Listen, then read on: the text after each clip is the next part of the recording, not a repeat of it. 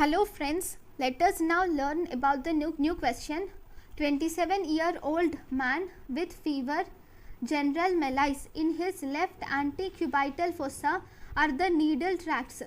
Pus is draining from a 2 cm erythematic fluctuant and through the subcutaneous and tender subcutaneous nodule is seen.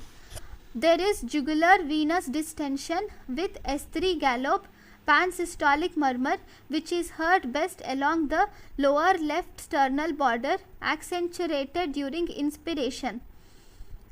Explain the appearance of nodules in the radiograph. These are the nodules which are seen in the radiograph, which are typical for abscess formation.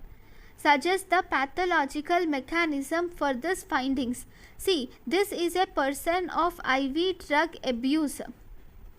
This has result in injection site abscess first. That is the thing which is seen. Subcutaneous nodule, tender subcutaneous nodule is injection site abscess.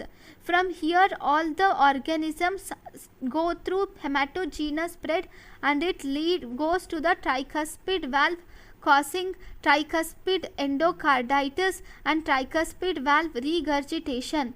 This will lead to the increased JVP and the heart murmur which is seen, that is pansystolic murmur is seen.